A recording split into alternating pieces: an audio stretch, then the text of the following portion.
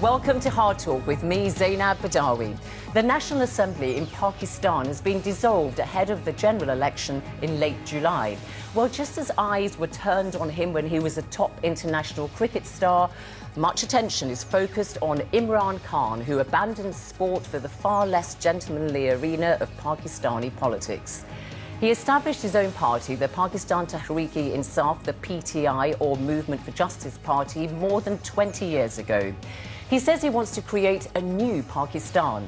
In the last elections in 2013, his party came third. So, can he make it to the position of Prime Minister this time round? And is he the right person to steer Pakistan, given criticisms about his performance?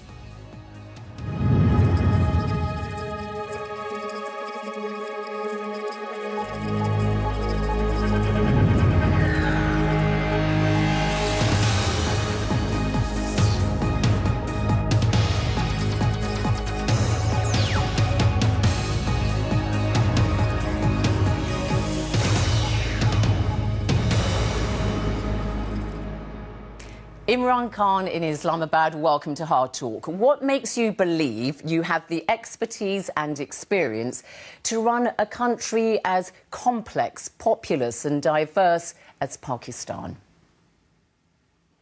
Then the issue with Pakistan is the same issue with most of the developing world. It's a question of governance. So if Pakistan is a governance failure, the reason why we haven't achieved our potential is because we have weak state institutions. And because we have weak state institutions, we cannot collect enough revenues to develop our human beings. So in a nutshell, these are the two issues. To develop our state institutions and then to raise the money to spend on our human beings, on our education, on our health, on our clean drinking water, etc. So but why are you the right person to bring about these changes that I think everybody would agree Pakistan needs? Well, mainly because the two other parties which have been taking powers in the past 30 years, who've been taking turns in getting to power, they failed. And during their time, the state institutions have degenerated. There was a case in the Supreme Court with the former Prime Minister, and the Chief Justice in the Supreme Court said that all state institutions have collapsed in Pakistan. So this has happened during the time these two parties have been in power. You're talking, can I just say that you're talking about the PPP, the Pakistan People's Party, the party led by the Bilal al-Bhutto, the Bhutto family, and also the ruling party, the Pakistan Muslim League N, and you're referring to Nawaz Sharif, the former Prime Minister.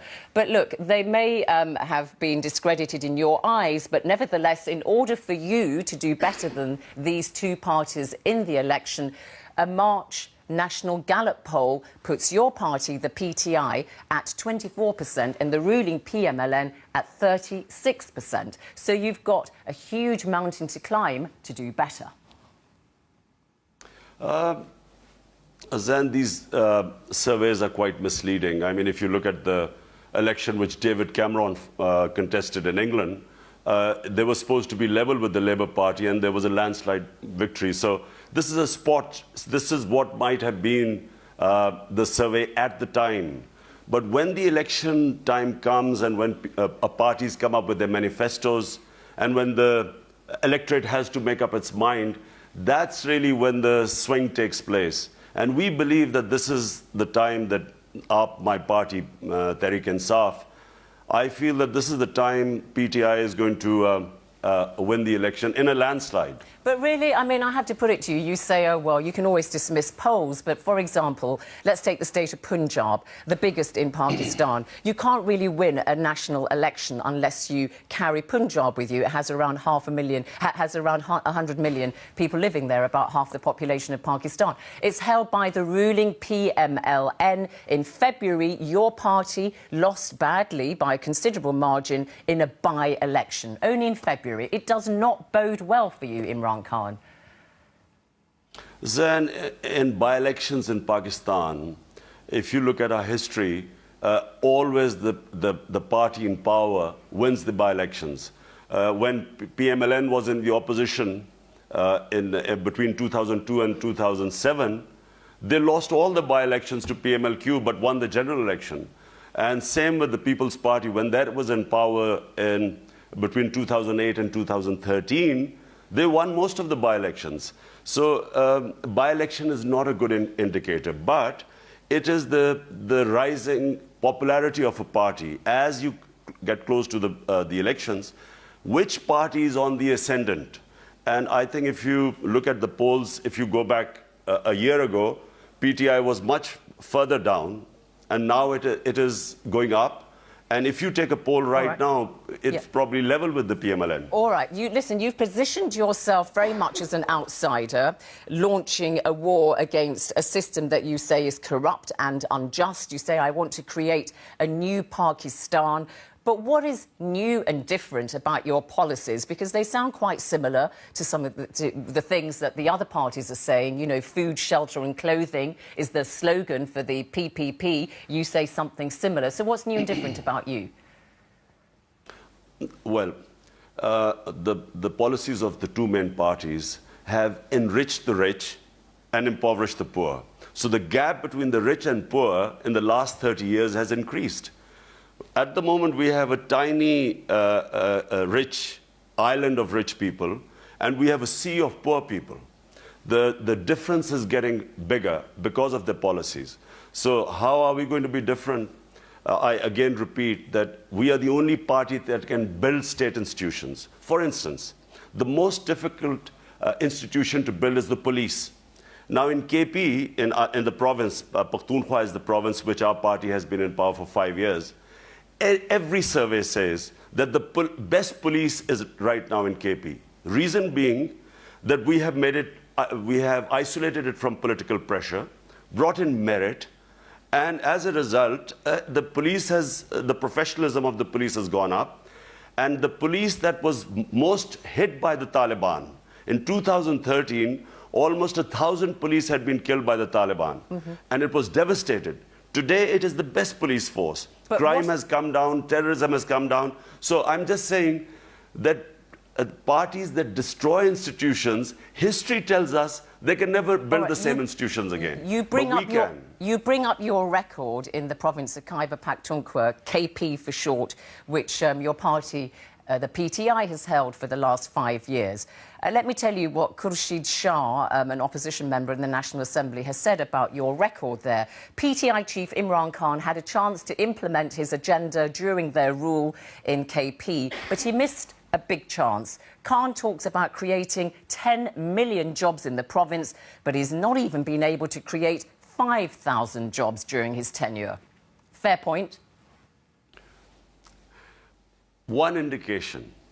KP is one province out of all the provinces, 4 provinces in Pakistan. They never re-elect a party. They only give you one chance. So MMA got one chance in 2002, was wiped out in 2008. But this is you of the jobs. You know, you're talking about your agenda. You had a chance to demonstrate that you could deliver, and you haven't. That's the point. Zain, this is what I'm coming to that. Now, ANP got a chance in 2008, got wiped out in 2013. So today, PTI, all surveys in KP, I mean, I'm saying don't listen to what Khurshid Shah says. He has to say those things. But the indication is, how many jobs have you surveys, created? But how many jobs have you created? And I want to ask you also, have you built a new university in KP? Have you built a new hospital in KP? So, first of all, if you look at all surveys today, PTI has doubled its vote bank.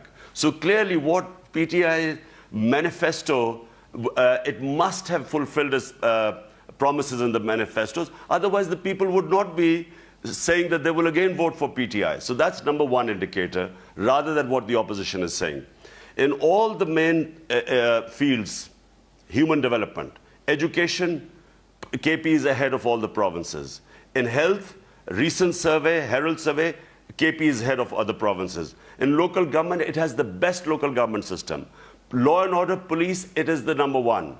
Environment, it has, first time in the history of Pakistan, a province has done so much for the environment, has planted 1 billion trees in 5 years. But have you built a new university, a new hospital in KP? Have you delivered the jobs that you said you were going to deliver?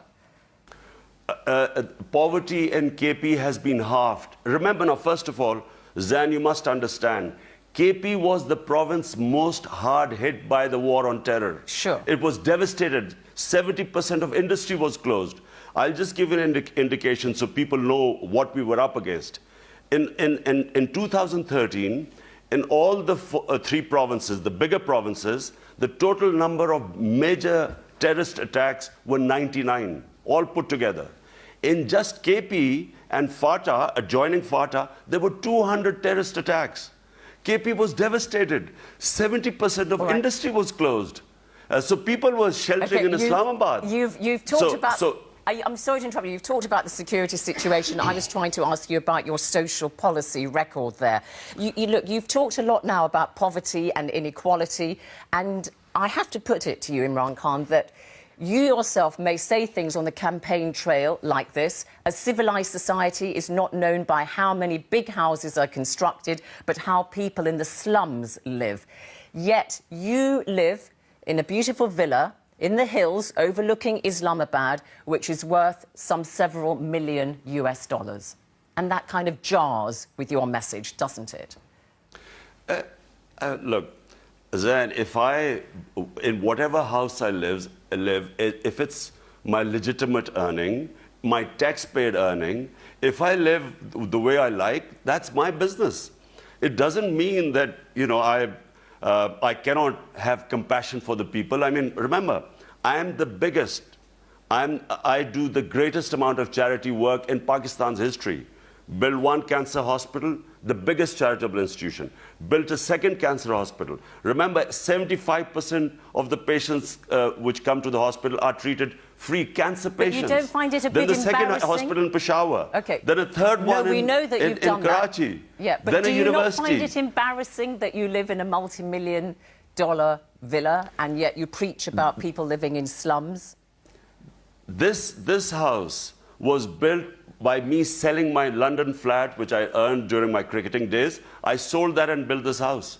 It's no more expensive than that one flat I had in Kensington. All right. So I sold that and built this house. Okay. And this, by the way, was proven in the Supreme Court. I don't know whether you know that. I was in the Supreme Court justifying where I got the money for this house because the Prime Minister was being investigated. All right, let's move on from your personal accommodation and the messages it sends to... you were talking about security and... no, but then hold on a minute. Yes. Look, I mean, this, I again repeat, this, the amount I bought this place for was that one London flat which I sold. OK, you made that clear, Imran Khan. OK, so talking about security and the armed forces and so on, one criticism that you often hear made about you, one person, for example, Maryam Nawaz, the daughter of the former Prime Minister Nawaz Sharif, says you are a stooge and pawn of the Pakistani army. Are you? That's rich coming from Maryam Nawaz. Her father was literally manufactured by General Zia's military dictatorship. But what do you say about the criticism? Because I have to put it to you that he, of course, was removed from power in 1999 by General Pervez Musharraf, and you welcomed his ouster, because obviously you've waged a long campaign against him. And in 2000, you said you would even accept an offer from General Pervez Musharraf to join a government. This is not true. I could have joined General Pervez Musharraf's government in 2001. I had the offer. Yeah. In fact, I was the only party who had the offer who did not join him. And in fact, same General Pervez Musharraf put me in jail. I was the only political leader put in jail by General Pervez Musharraf. But should you... All right, you're putting the record straight on that. But again, perhaps you could be a bit more critical of the armed forces. That's another thing that's said about you, and speak more about its excesses. There is concern from human rights organisations like Amnesty International. 2017-18, it says reports continue that security forces were involved in human rights violations, including torture and other ill treatment, arbitrary detention, extrajudicial executions and enforced disappearances. Shouldn't you be highlighting these kind of very serious concerns rather than just saying, oh, we've built up the security forces in KP and so on and so forth? Zain, sure. But first, let me just clear this. You said that Maryam Nawaz says I'm backed by the military. There's a 22-year struggle behind me. Her father was no one, picked up by the military and made a chief minister and a prime minister. I have struggled for 22 years. And if anyone tells you about, on 29th of April, we had the biggest rally in Pakistan's history. 500,000 people turned up. When you have people with you, you don't need any crutches. Someone like Nawaz Sharif, he was picked up by the army. He did not have any following. This is about your record. So number one, I want to make that clear. All right. Secondly, talking about the army. Look, the army depends upon the army chief.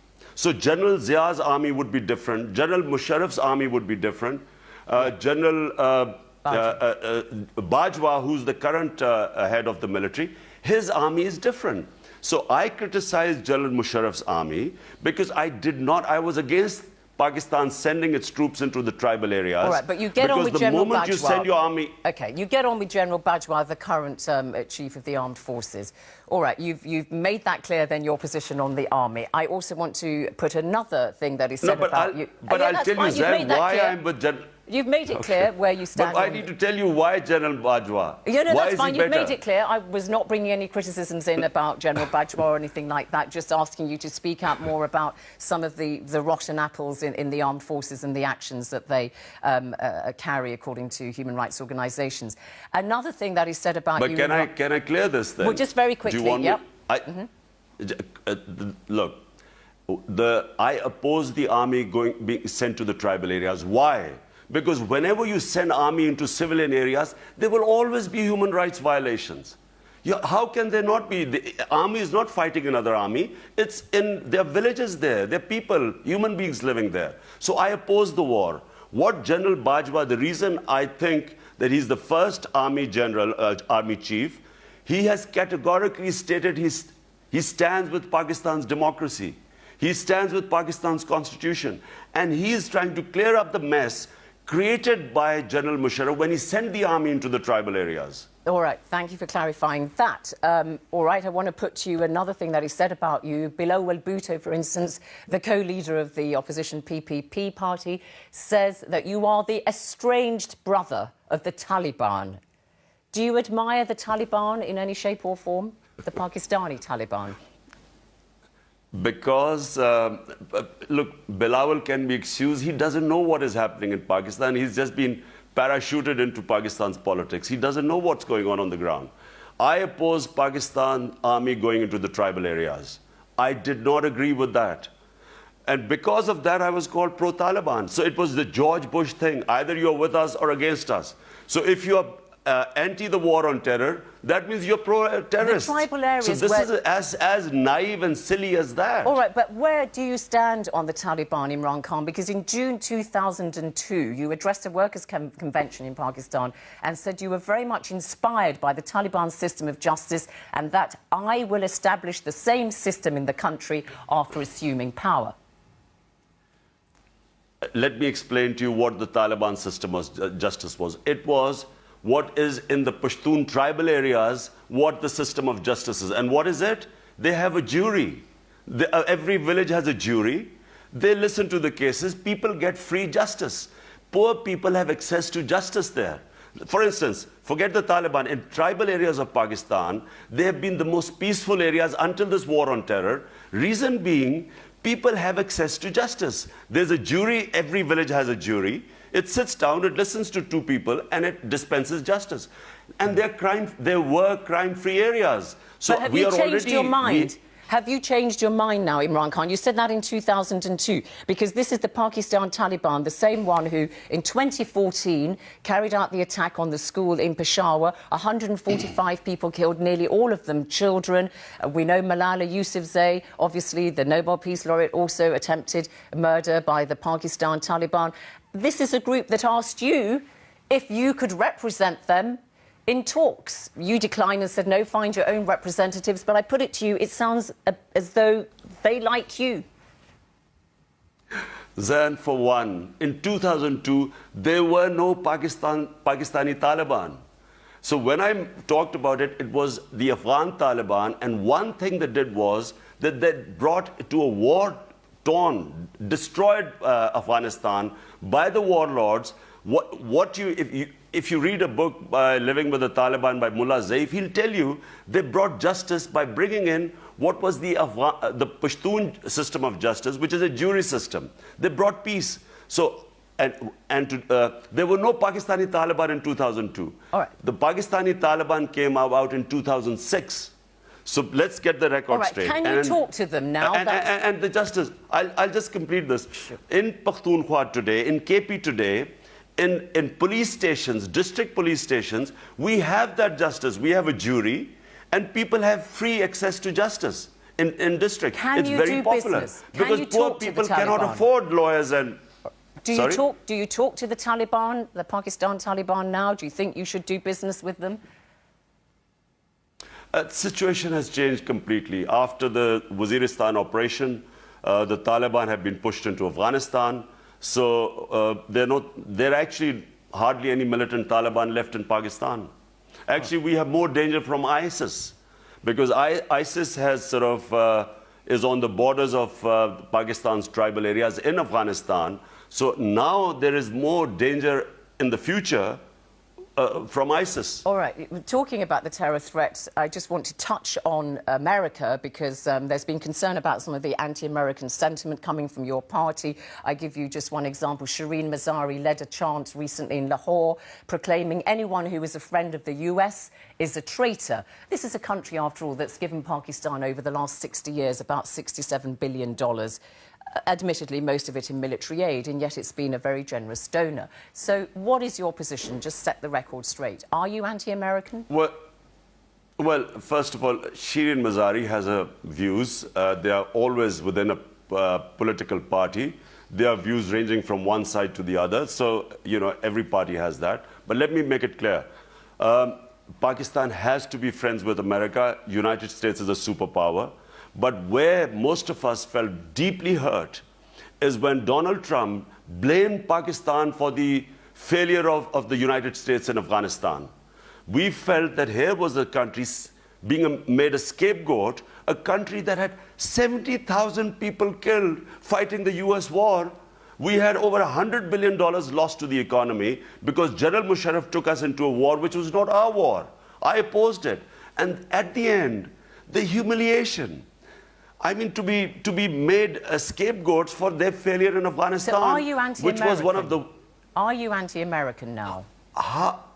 If I criticize policies of Pakistani government, am I anti-Pakistan? All right, so you're not anti-American. How naive is it that if you criticize a policy of the US, you are dubbed as anti-American? All right, so you're saying you're anti-American. Again, that George Bush either with us or against us. All right. Finally and briefly, Imran Khan, I put it to you that your personal life over the years has attracted a lot of attention. You know, your 3 marriages, you've just had your 3rd marriage, and you were married to a British heiress, Jemima Khan, a short-lived marriage to a very glamorous TV presenter.